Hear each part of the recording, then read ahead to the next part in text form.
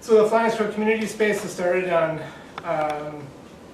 Halloween of 2009. We consider ourselves sort of a radical community space. We're very focused on giving people space to meet that are having issues in their communities, and doing programming like this to get people out to find out about different subject matters and hear what's going on around the country.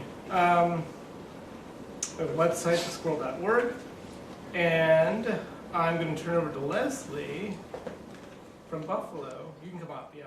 So I'm Leslie. I'm just going to introduce Peg. We are Nate and Shantae and I are all from Burning Books, and we got a little table here, some stuff that kind of relates more or less to what Peg's got going on. We got some good calendars. If you're not organized yet for 2012, calendar, get organized. It's going to be a good year.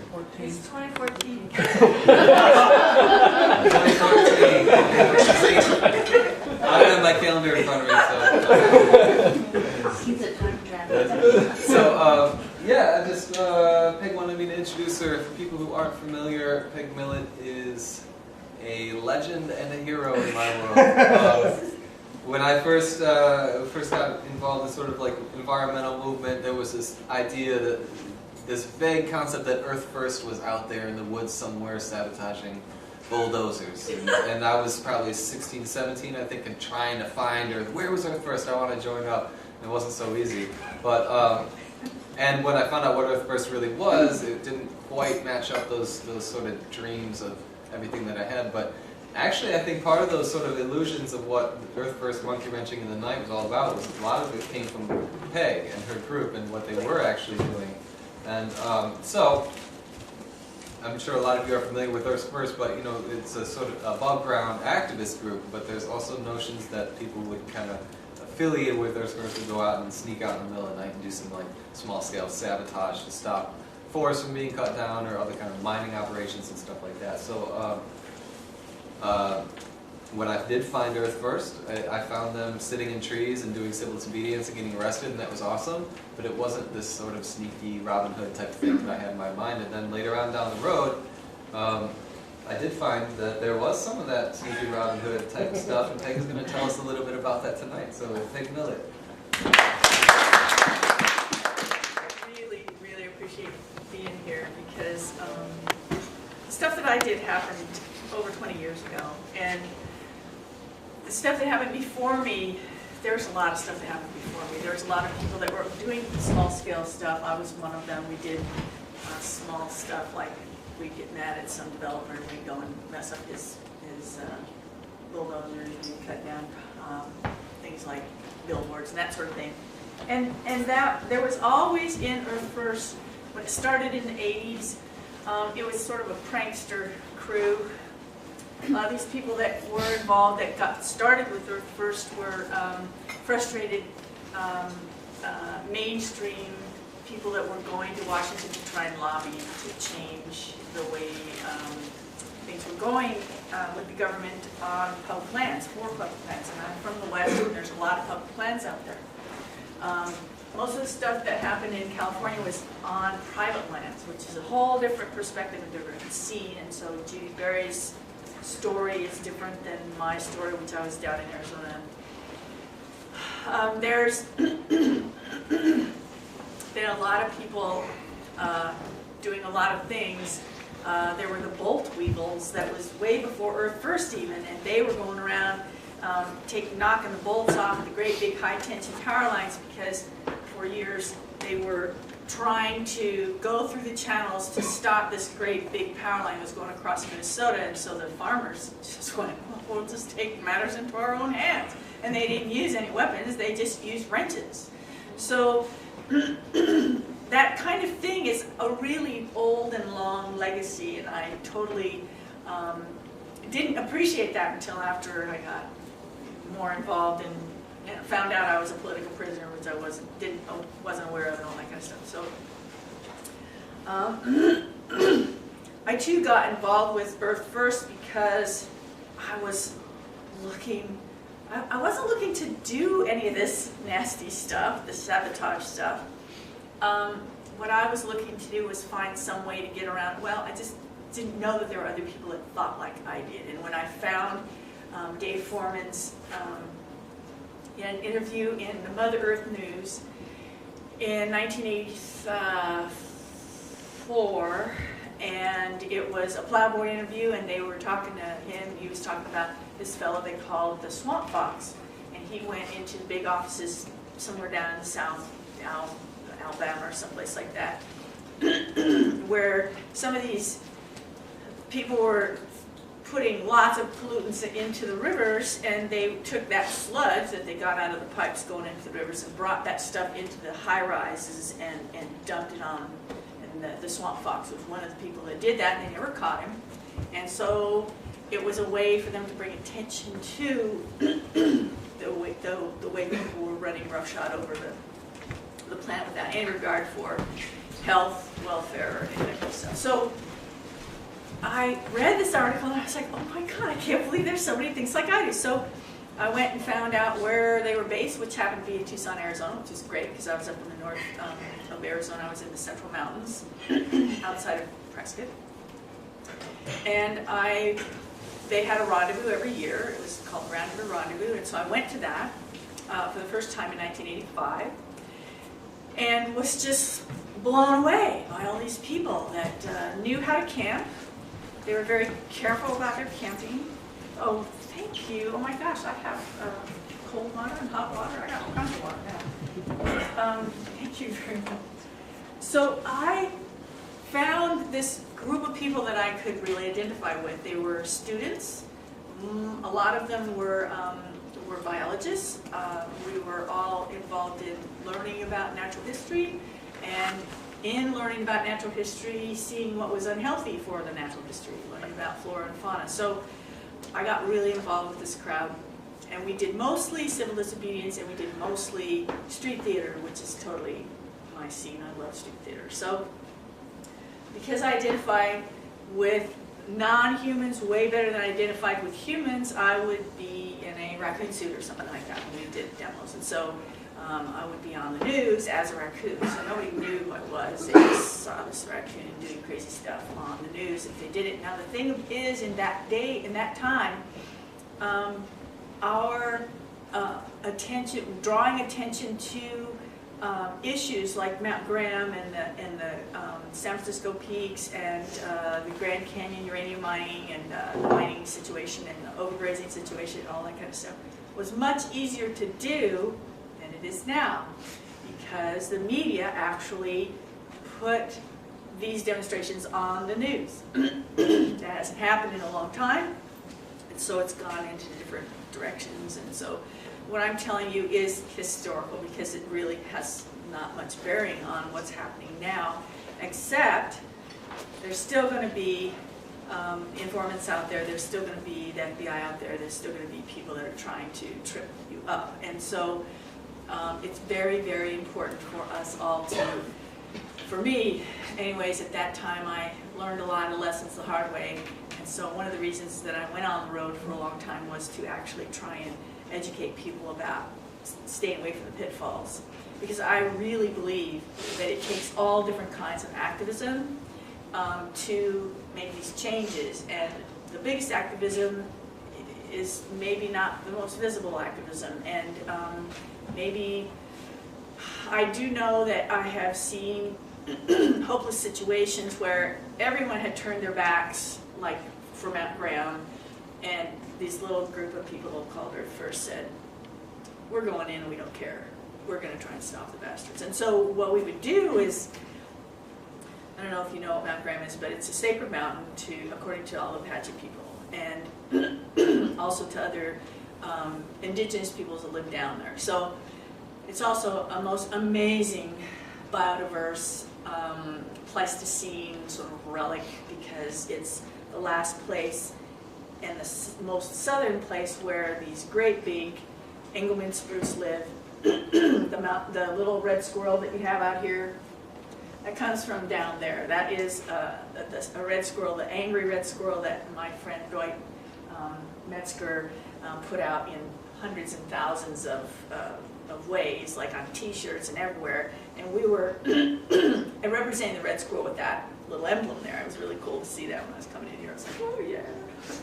So that red squirrel was what the biologists use to put a wrench in the cog of the wheels. Down in the southern Arizona, there's the University of Arizona, there's the Max Planck Institute, there's all these people that want to, you know, the Vatican of all places, that wanted to put up on the top of Mount Graham, which is 12,000 feet. Is it 12,000? 10,000 feet. 12,000 feet is the peak. So 10,000 feet in elevation, and that place had cienagas, which are sort of like bubbling up springs that they just have these little marshes, and then the water flows from there down the mountain. So the mountain is really fecund. There's all kinds of bear, there's lion, there's deer, there's these little red squirrels. The red squirrels live there. It's sort of an island. They call it a sky island. And those squirrels don't live anywhere else because they're sort of a remnant of the Pleistocene. And when the ice sheet retreated, that was what was left, and it sort of got isolated, and so these squirrels became very,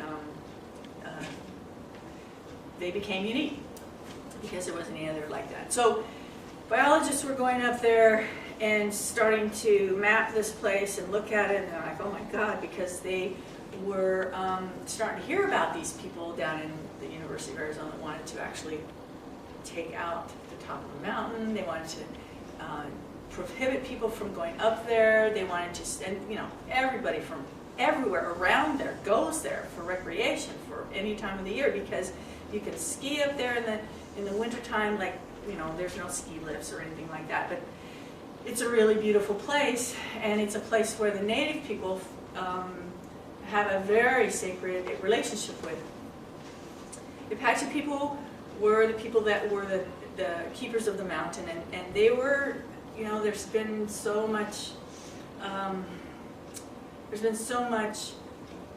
stopping of the indigenous people's spiritual path or life, that it was only in the 70s when it became legal again for people to use drums to have their ceremonies, that kind of thing, in the United States, Turtle Island for them. So they had kind of lost that connection, or it was going away. There were still people that went up there, but they did it very quietly because they weren't used to being able to do it openly. And when Earth First said, you know, we're not going to allow them to do this, we're not going to allow them to take the place away from us and to destroy the top. And it would have a huge effect on all the surrounding lands and the peoples that live in those lands. So Earth First, this little crowd of people, we would wear our squirrel and bear and raccoon outfits, and we'd be at the bottom of the mountain, and we'd have a coffee pot, and we would stop people on the road and give them a little pamphlet and tell them what we were doing and why. And then they would go up to the top of the mountain, and it was all funny, you know, all that kind of stuff. And we joked around, and we had little parties and all that kind of thing. And so people were very amused, and they were also learning things, and they were starting to, the word was spreading, and so so that was the little push that allowed other people to come in behind us. It allowed the native people to get more courage and to actually reinstate their runs, because it was how they'd go run up to the top of the mountain, they'd run back, and these were things that they did. It was just little by little, because we were the ones that started this little trend. We just put the drop on the dam, and so the drop turned into a couple more trickles, and then it turned into a torrent, and eventually they did not put 17 scopes on the top of the mountain. The Vatican was kicked out of the deal, so was Max Planck, and they only have one. Scope on the top of the mountain. So Earth First, we were used to going into places where everybody else had just turned their head and said, oh, we can't do anything about it. So, that's still happening. There's still, you know, one of the founders was Mike Roselle, and he's down in Tennessee right now, and West Virginia, and just kicking ass on the mountaintop removal stuff. And there's just and all of us that had been involved at that time are still doing things in little ways or big ways. It just, you know, some of us got more into writing and doing wilderness proposals and getting the lawyers going. The Center for Biological Diversity is they're all a bunch of Earth Firsters, and they were my contemporaries, people that I knew. So I was very involved in the street theater stuff, and I had a great time. We had oatmeal spills at the Grand Canyon because they were trying to do all this uranium mining, and so we would, Roselle, I got pictures of us all wearing, you know, rad suits, and we've got oatmeal spilled everywhere, and we're trying to clean it up, and there's, you know, we got in the papers with all of that, and we were doing this at the Grand Canyon so that international people knew what was going on, they could see what was happening, and this is because there were ore trucks with uranium going through the Grand Canyon and on those roads, and they were spilling their crap, and the people that live on the reservations up there, the people that live in the areas were having birth defects, their animals were having birth defects. It was really, but that was all kind of hush-hush, and so our idea was to get the word out so that the public knew, and we thought, well, the public will be behind us. And I was very naive in those days. A lot of people with me were also very naive. And so that's what I was doing with Earth First. It was very fun. We had great senses of humor. We're all a bunch of rednecks. And so a lot of us were rural people. A lot of us were educated. We're mostly white. I didn't see very many people of color in that crowd doing anything. And except when I would hook up with the native groups that were working on keeping their sacred places. Like there was the mother place of the Havasupai people that lived down in the bottom of the Grand Canyon, and it's up at a place called Red Butte, which is actually where we later, after the powwows and all the talk, and you know, we worked with the people that were trying to do this above ground. We were very adamant. We tried for years, and eventually the people that were up in Flagstaff that were just beating their heads against the wall came to Earth First and said, "You've got to help us." And we were willing to do things that was sketchy. We were willing to go and climb up on head frames on these big mines and stuff, and we had climbers among us, and they would lock on, and then the cops would have to go get climbers so that they could climb up there and take them off there. And so we were making it a little bit more difficult for them to do this. Most of the time, we were active in at the national parks. Grizzly habitat was being taken away by building RV sites on the grizzly habitat. And it's like, you know, grizzly habitat is, grizzlies are not going to go away because there's an RV park. They're going to go down there and go, where's all the berries? Well, if there's no berries, then I guess we'll just eat the people. So it's like there was no forethought, and there was no working in alliance with nature at all. And my whole scene was working in alliance with nature. So Earth First, we were educated. We kind of had a lot of, you know, we wanted to know what it took for the land to be healthy. We wanted to know what it took for the animals to be healthy and stuff like that. So, so that was what we did at first. And, you know, it was fun, and people got arrested, and we'd be in jail for 5 hours or something like that.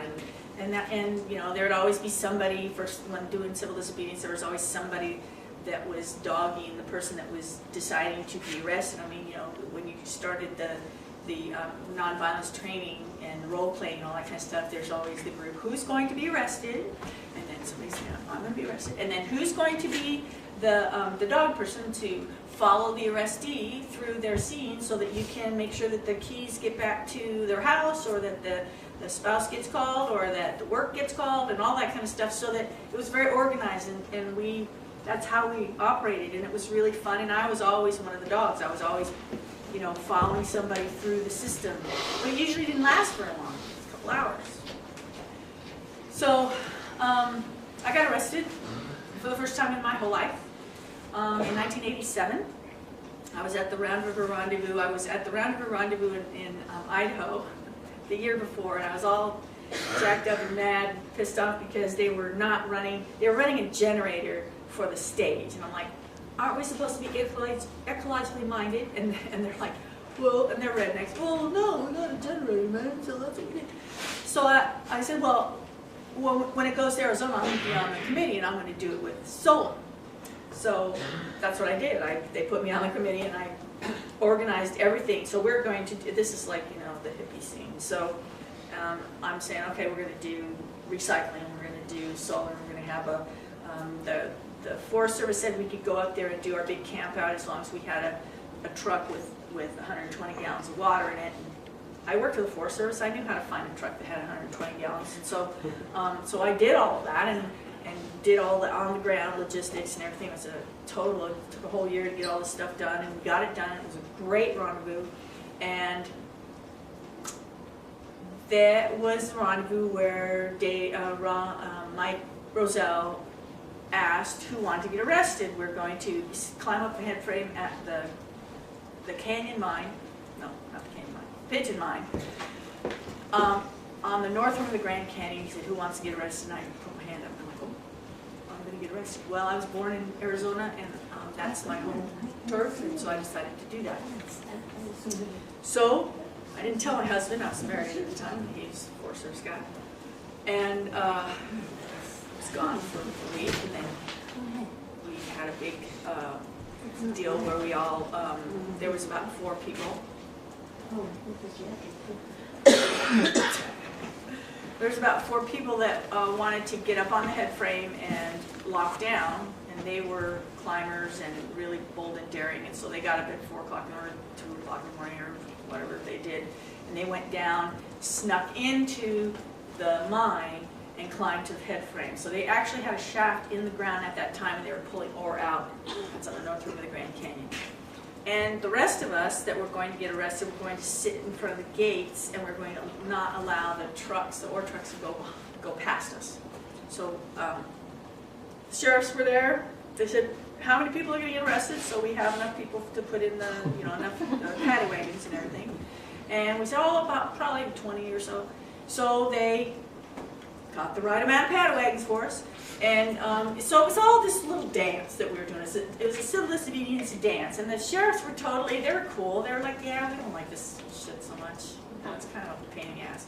And then we had, of course, they had to bring in more people. There were helicopters with, KTAR, Channel 5, and Channel 12, and all these people came up because we had people in hotel rooms in Fredonia, which is a little town not too far away, that were just on the phones, and this is in the 80s, and they were just calling everybody and getting as much information out there so that the people can come out and take a look at this. And we got all kinds of great pictures. We got it on the front page of all the newspapers in Arizona, and we had these beautiful, banners with rainbows and all that kind of stuff.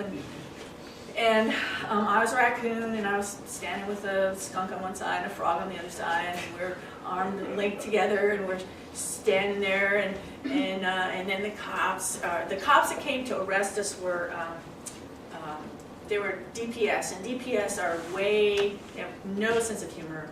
They do not like to drive on dirt roads because their cars are too clean. They don't want them to be dirty, and so they had to drive 22 miles on this dirt road to come and get us, and they were mad because they wanted to go eat donuts somewhere or something. I don't know, but anyways, they were not happy that they had to come down and deal with us. And then the other thing that was really stupid is there were people playing guitars, and they were singing, and it was like we were all dancing around like we were having a party, and it was like really pissed them off. So the sheriffs were like just standing around, smoking cigarettes, and going, yeah, well, we'll just wait till this is over, and we'll pick them up and take them down the road. So they were much more casual. That wasn't the case in California. California sheriffs there were very awful. But in Arizona, it was pretty easy going. So we had a DPS guy who was coming up to us with a big old, stick. He's going to, he's looking at us, and we're looking at him, and we're just all smiling at him. He goes, "You better get off the road." And we said, "Are we under arrest?" And he said, "You just better get off the road." I said, "Well, we're not going to do anything until we're under arrest." So we sat down. And so then he's going to thump on us because he's just really mad that he had to drive his car down there and everything. And so I was right in front of him, and I stuck my feet out. I'm not very good at civil disobedience. And I stuck my feet into his legs, and he fell down on top of us. And so we're not supposed to do that in civil disobedience. So you're supposed to be passive and all that kind of stuff. And I learned that that's not my forte. I can't do that. I'm too rebellious. And so Dave Foreman was there, and his wife was right next to me, and this guy named John Seed was there, and both of them, John Seed has seen people get brutally beat up in Australia. And he saw people get really trashed because some cop got pissed off. And I'm extremely naive. This is the first time I've ever been arrested, and I'm just not going to take this asshole in my face. So he fell down and didn't hit us because he fell down. And then both Dave Foreman and John C. jumped all over this guy's crap and said, "You better, you didn't do anything, they didn't do anything," and blah, blah, blah, blah, blah. So he really got shamed out of hitting us, which was very lucky for us because he had the stick and we didn't, we were on the ground. So we ended up getting arrested. They finally arrested us. And we went in the paddy wagons and we went to the cars, and then they took us to Fredonia. And actually they took us to a bus. The sheriffs had this great big bus. And these guys were the marshals. And I don't know if anybody here, how many people here have been arrested? Show of hands, 1, 2, 3, 4, 5. So you know the difference between different kinds of cops, right? Like there's the sheriffs, and then there's the DPS, and then there's the city cops, and then there's the FBI, and then there's the marshals. And the marshals also do not have much of a sense of humor. And so the marshals they're bad. And we have the U.S. Marshals down in, and they have to take us from Fredonia, which is right next to Utah, and take us down to the Coconino County Jail, which they did not have enough room for us all. I was like, oh man, they didn't want to take us down there. This is the first time that we are going to be in jail for more than 5 hours.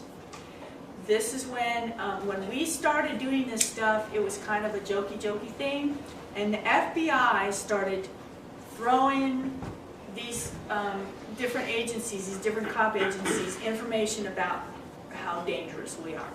And fear was definitely injected into their training against people like us.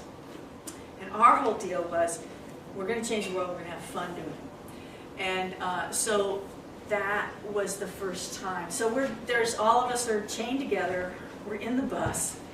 I'm a cheerleader.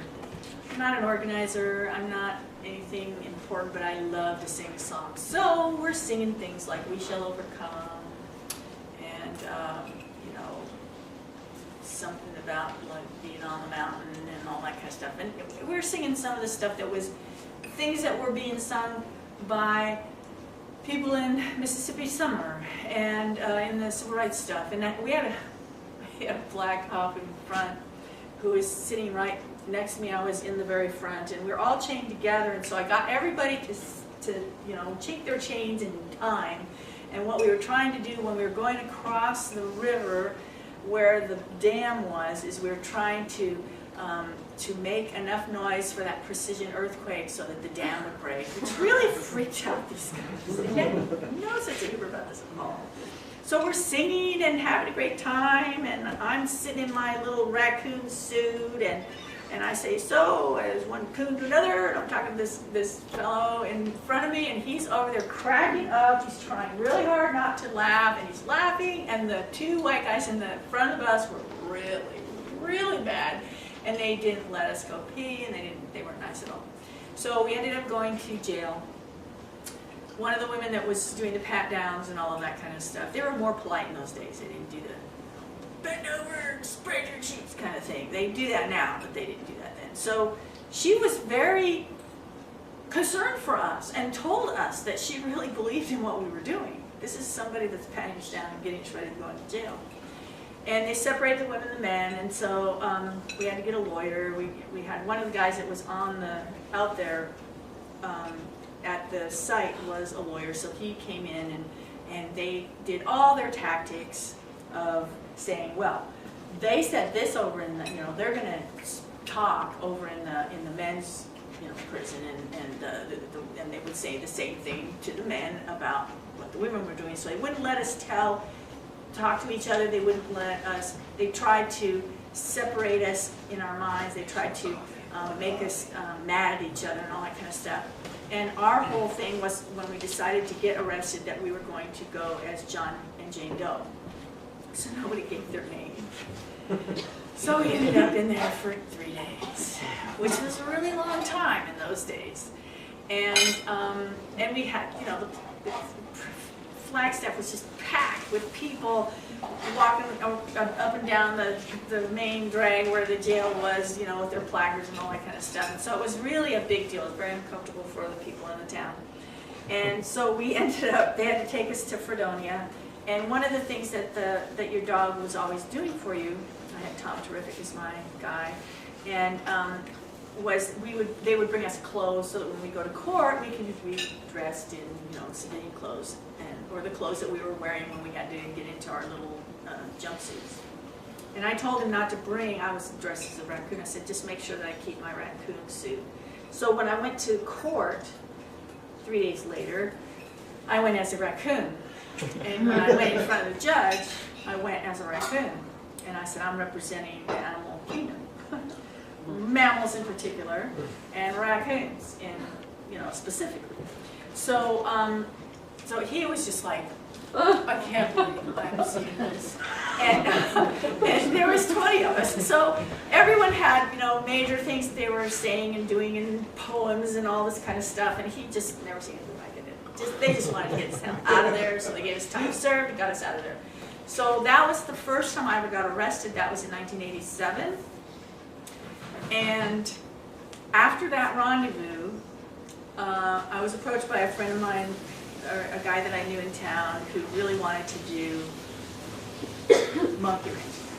And Earth First always had a little, in their magazine, they always had a Dear Ned Ludd section, and it was always about monkey wrenching. And so we had a dialogue in our paper about monkey wrenching. So there was always little, you know, tips on how to spike trees. There was tips on how to down billboards. There's tips on how to, you know, disable large heavy equipment. There were tips on how to spike roads, all kinds of stuff. And so eventually they wrote a book, and Dave Foreman edited it, and it's called A Field Guide to Monkey Wrenching. And it's got a lot of really great tips in it. And so that was, I think, one of the big things that the feds wanted to put on trial was this book. But anyways, I digress. I was walking down the street. I get a phone call from a friend of mine who works in the county, and she says the county is just getting ready to bring in animal damage control, and they're going to put $30,000 towards killing off every little predator on the planet that's anywhere near Prescott, Arizona. And I was like, oh my God. She said, and they're not telling anybody, it's not public, I'm telling you because I know you're going to try and do something about it. So I ran into this guy, Mark Davis, who'd been talking to me about monkey wrenching, and who I would always turn away from and walk away from because I wasn't, you know. But I was starting to get madder and madder, and I was starting to think, you know, I've always been a rebellious sort, and maybe it would be interesting. And I had already cut down some billboards, and I'd already, and this is all, you know, statute of limitations. I've done this a long time. And for all of you at the audience, it's in the room, and you know who you are.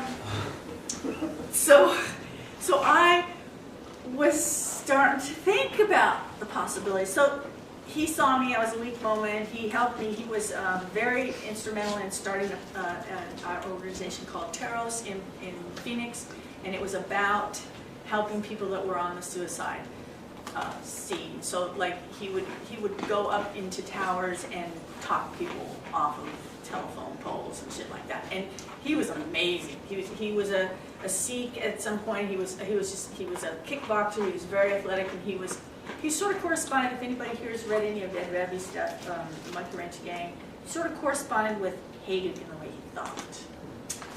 A little bit incendiary, so to speak. So he came up to me, he saw me in angst and distress and said, what's going on? I told him about the thing that was going on in the county, and he said, well look, we'll just start a phone tree. Get your phone book out. So I got my phone book out, and I called everybody on my phone tree, you know, everybody that I had in my phone book. And we got people mobilized, and we went to the press, and we got some people in the press to go to the county and to out them about what they were doing, and all of a sudden they couldn't put out this $30,000 to animal damage control, and all of a sudden there was a controversy, and all of a sudden they couldn't just go and do this under the table because it got out, the information got out. So so there's all these different ways that you can make things happen. And so I had to take all this, like I was doing the recycling, I had to take the truck and trailer, or the trailer back, and all of the cans that I had borrowed from these people in Flagstaff. I had to take them back up there. And so Mark Davis said, I'll ride with you. I'll help you. And I went, great. So we drove up. We were coming back. He goes, I want to take out the ski lift. So I'm down in front of him, really? That'd be a really nice thing. He goes, no, I'm serious. I really want to do it. And I'm like, really? And so everything that we did that went above and beyond, everything that we did that was really illegal was about sacred lands. And so I think that was what protected us. I mean, I went to jail for it, but I didn't go to jail for very long. And I learned a lot. I needed to go through that. I remember going up to the top of Agassiz, which is one of the high peaks that's 12,000 feet up in northern Arizona, San Francisco peaks. And my friend Ilsa and she came across this story bowl, is what she thinks it was. It's over 1,000 years old, but some archaeologist guy gave her this story bowl. And it came from Anasazi. And so she and I, she brought it to me, and we sat and we went, this bowl has a lot of power. And so it was a big bowl, and so, or a jar, I guess it was a jar. So we took it to the top of the mountain one time, and we watched the sunset from the top of the mountain, 12,000 feet. And as the sunset, Ilsa's not exactly the most, she's a pretty strong person and outdoorsy in certain ways, but she had not thought about walking down the mountain after dark, which I had. I was like, oh yeah, this is going to be really cool. And she was like, oh my God, I'm scared.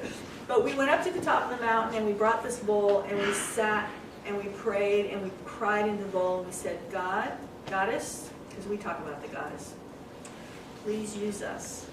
Please make us your vehicle. We don't know what to do to change things, but we want to help somehow. So be careful what you ask for. My take on what the Goddess did for me is she gave me, because I'm hard-headed and I had a lot of ego involved and I was grandiose as hell, she said, well, you're a little dense, girlfriend, so I'm going to have to use the ball-peen method of enlightenment and use a ball-peen hammer on your head. So that's kind of what happened to me. Ilsa didn't have it quite the same. She didn't have to go through the ball-peen method, but she definitely, we both got tumbled around a lot in the tumbler. So we came down from that. We went to the powwows, the Havasupai we're having. We went to the powwows that the Wallapai were having, and we offered our services to the people there and said, we don't know what you need us to do, but we want to be of service. So they had their methods and what they wanted to do and their focus and all that. And what they did is they had a great big powwow where they called in all the religious people, anybody that had a spiritual path. So we had Buddhists there, we had Tibetans there, we had people from all over the planet that came there. They put the word out. This is before the internet. And they came there and prayed and stayed for days, and we danced all night long with drums, and we just did this big thing. And we had that bowl there, and we had it there, and we didn't take it out in public. We took it out into the forest and we prayed. And so that was before Mark Davis, dropped that little bomb and said, I want to take out the ski lift. And so when he did that, I took it as a sign. Okay. So I decided that I would try this because I think monkey wrenching has a place. And so I went in cahoots with him. So Mark Davis didn't know how to use a settling torch, and so he decided that he wanted to cut the pylons. He wanted to cut the bolts on the pylons of the ski lift. Actually, he wanted to cut the towers that were holding the ski lift up, and we talked him out of that because he's a little bit more grandiose than the rest. We're like, maybe we don't want to watch it go because we might be under it and maybe we'll die. So let's just cut the bolts so that when the wind comes, it'll go down. Because that's how we did the billboards. You cut them all the way through almost. Of course, now it's all metal, so you kind of have to find a way to use the acetylene torch and that kind of stuff, and that's a little bit more difficult. But anyway, just see the new technology. So that was what we were going to do, and so I got involved with him, and then Ilse got involved with him. And they got involved romantically as well, and so it was starting to get a little bit interesting. In 1987, he had. This was after the rendezvous. So there was a guy that had moved into town in 1987. His name was Ron Fraser. In 1987, when we staged a lot of the preparation for the stuff at the north of the Grand Canyon from Prescott, because that's where I live, and there was other people on the committee that lived there. And that was the year, that summer, that the FBI opened an office on the ground floor of the courthouse. So we didn't know any of this until way later. But that's when they opened their office. So I believe that they were setting us up while we were setting ourselves up for what happened. So it's like simultaneously stuff is getting into place. So the feds are now in Prescott because they know that we're doing a rendezvous at the north rim of the Grand Canyon. And they are crawling all over the town. And there's this guy named Ron Fraser that shows up in town, and he wants to learn how to be a diesel mechanic so he can sabotage diesels. And he moved into the trailer park that my friend Ilse was living at with her children and her husband. And he became very helpful to Ilse and her children. He was her babysitter for a while. And in the official documents, in the transcripts of the trial that happened years later, he says he turned towards the FBI after he was thwarted by Ilse romantically, and he was thwarted by Mark Davis also. That's what he says. I believe, personally, and Ilse will contest me on that, I believe that he was in the pay of the FBI when he got there to Prescott in 1987. I believe that. Now, Ilse will argue up one side and the other that that's not the case, but I do believe that. So each of us has a different perspective. Who the heck knows what the reality is? But that's where I'm thinking. Maybe he did come and was just an innocent, weird guy that didn't have a spiritual life, that had been indicted for molestation of children, assault with a deadly weapon, and animal cruelty, and been kicked out of Bisbee, Arizona before he came to Prescott. Those things happened before he ever came to Prescott, and I believe, and they're not on his record now. So I believe the FBI brought him in and had him groomed as an informant before he came in, but that's up for debate. So anyway, he shows up and he's getting really involved with Ilse and Mark Davis, and he wants to get involved with us. He goes to a rendezvous. He has a monkey wrenching workshop on how to mess up heavy equipment at the rendezvous, and that was in 1988. That was the year that. Let's see, we did some stuff in '87. What did we do in '87? We did the pylon thing at the ski lift. So what we did is we. Mark and I walked up to the top of the mountain in the dark, and we walked back down off the mountain in the dark. So we didn't have a flashlight, and we just walked up and down the mountain to see what we could do, if we could do it, blah, blah, blah.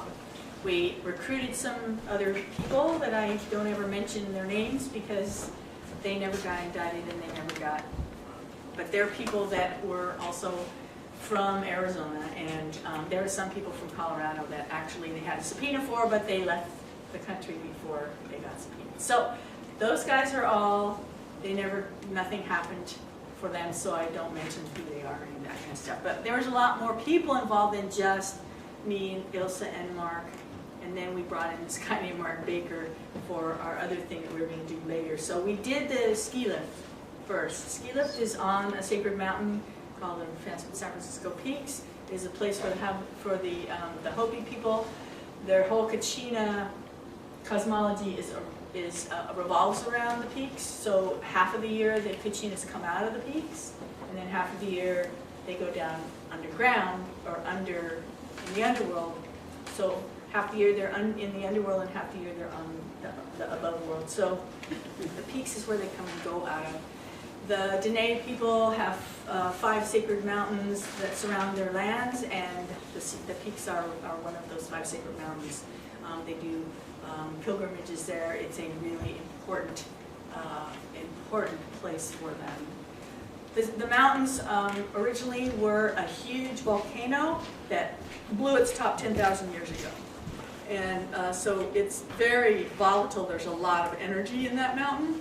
And right next to the mountain, up at the Grand Canyon, all around, there are breccia pipes. And breccia pipes are these tubes that I think they are tubes where lava came out, and also there is uranium in those pipes, and that is what all the uranium mining is all about. They mine gold and pull them out of the pipes. Now, all the people who live up there know about the pipes and where they are located.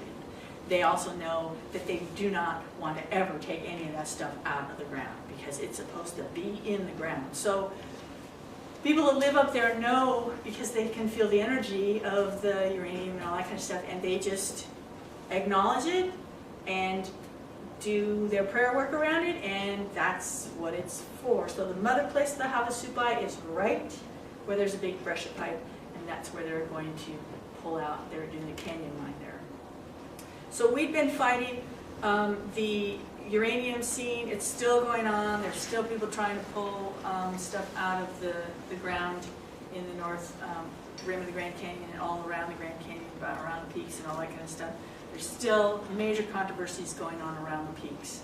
Right now, at this very moment, the Dene are working their asses off to try and get this thing changed.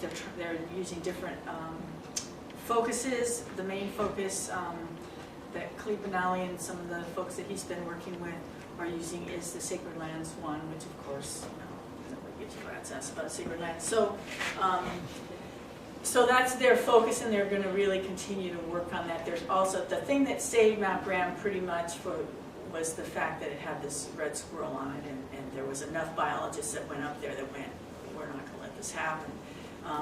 The Apache people fought tooth and nail as well from their angle, and so we were a coalition. We were an angle. There were lots of different people, Anglos and Native people, and that's what's going on up in the Peaks area now too. So it's still happening. It's not going away.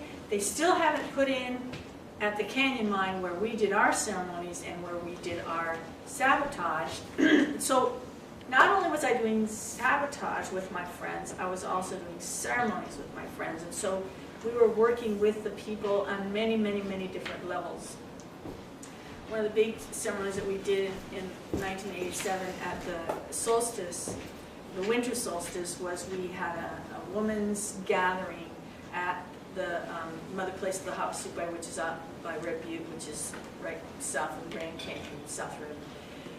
And they had a head frame up, and they had 17 acres was fenced in, and they had the mining machinery in there and all that kind of stuff right over the breccia pipe. And so we put together a group. There was we asked for women from the northern part of the state to join us with their kids or without their kids to do a spiral dance around the 17 acres to bring back this feminine energy, to bring back our connection, to make it more apparent, and to bring back the energy that has been dissipated as far as the female part of the equation is concerned. And we had a lot of trouble with the boys in Flagstaff. They were like, well, we want to go over there, and we want to drum, and we want to, beat our chests and do all this kind of stuff. And we're like, no, gentlemen, we would really like you to come up and be our support. We want you to stage for us. We want you to build a fire and keep it warm. We want you to take care of the kids while we're doing this spiral dance thing. And you can drum there, and you can, you can keep the latrines and just make a place for us to come back to when we're done. And we're going to go out there and just do what we're going to do. We weren't going to have a big, huge thing. There was only 36 women that came. It was put together by myself, Ilse, and Lady and Mary Soldier. We had a vision in our heads, sort of. It was sort of not really. It was kind of nebulous, and it just happened. The women that wanted to sit in front of a fire made a fire right at the gate. Women that wanted to do a drumming circle did one over here. The rest of us set up flags and we did the spiral dance. Some of us took our shoes off. It was really intense. When the sun went down is when we began.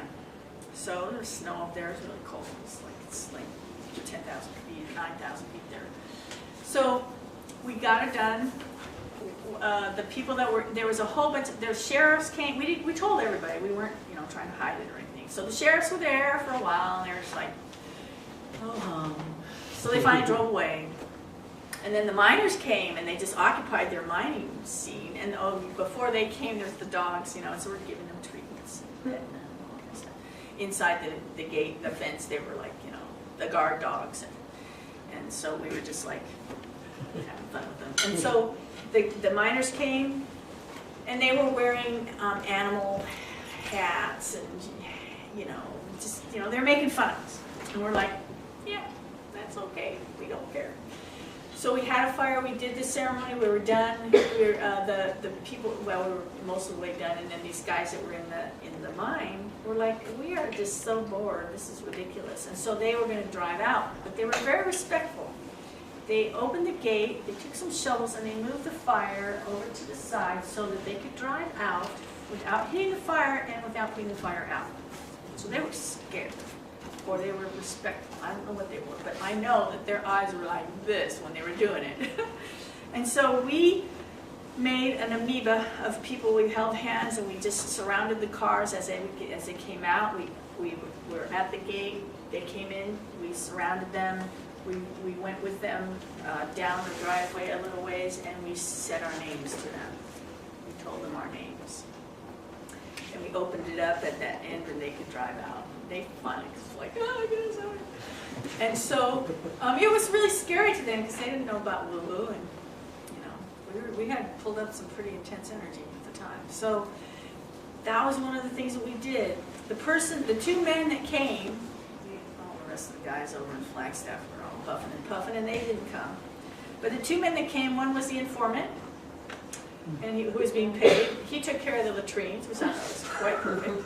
And the other guy was Mark Davis, who was part of our crew and who he really wanted to do this stuff that went above the night. What Ilse, Mark, and I did at that uranium mine later on is we came out there one night. And the feds were out there too, just so you know, because I had an FBI agent start using me as the port of entry. He gave me a ride back from 1988 rendezvous in Washington State. He drove me back with the informant. The three of us were in the car to Arizona because I didn't have a ride back. He was very handsome.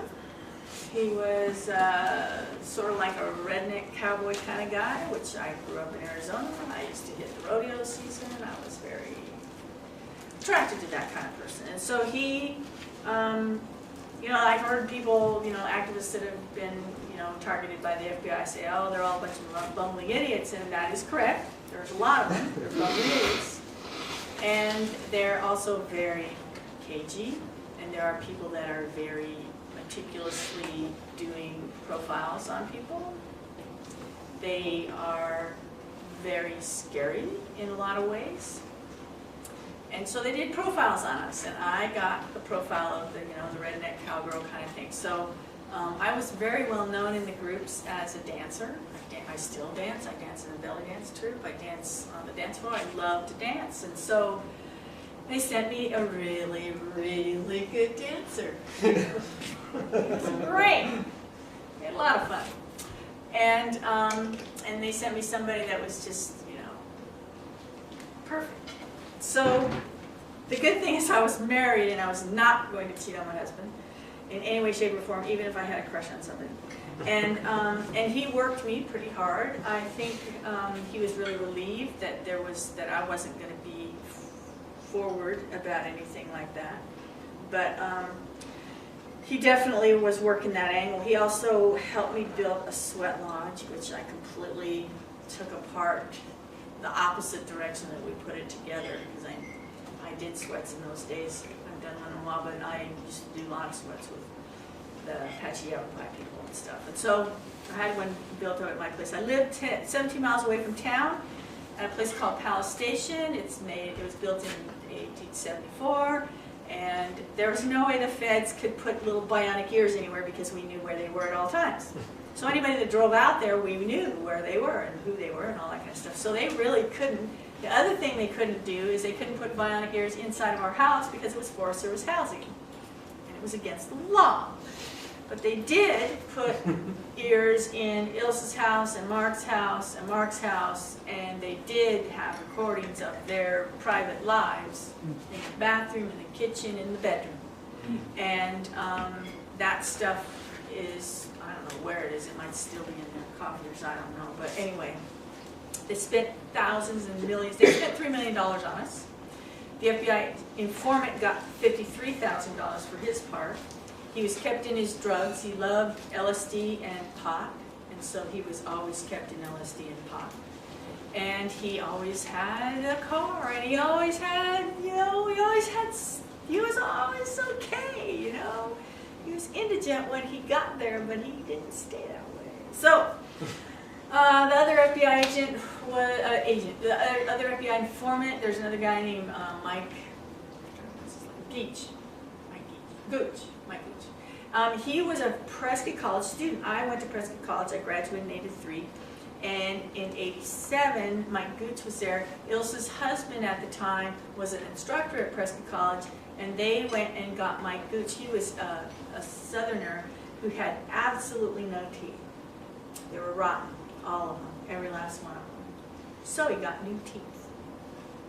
Now, he was a poor boy, and I have no idea how he got those new teeth, until I found out that he was an informant as well. So there were a lot of informants that they brought in.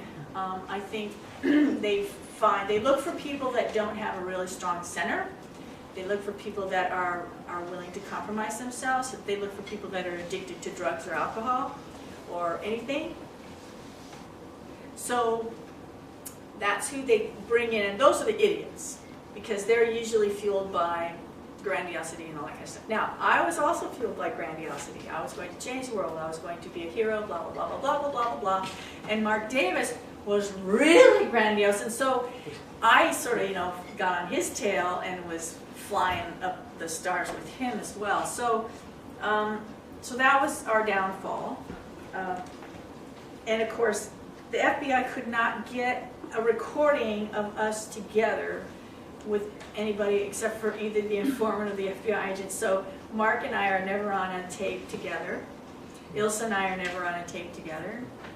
Mark and I are never on a tape together. So all they have is me and the FBI agent, Mark Davis and the informant, Ilsa and the informant, Mark Baker and the FBI agent. So they didn't get us in a conspiracy setting. They tried really, really hard. Ed Meese made it possible for them to do all these tapes, and that was the beginning of the, when people were going, NSA, NSA, I just laughed my ass off, because they've been doing this shit a long time. This is just like the tip of the iceberg, guys. So I'm just like, really? I'm so glad that now people are like upset about it, but it's been forever that they've been doing this. COINTELPRO started years and years ago, and the Weathermen and all these other students for Democratic Society, the AIM, the Black Panthers, all those. I mean, they've been doing this a long time. The Pinkertons were the people that started the FBI, and they were doing that kind of crap. So when people get all upset about it, it's like, well, now we can do something, maybe. I don't know. Maybe they're just going to flap their jaws about it. I don't know.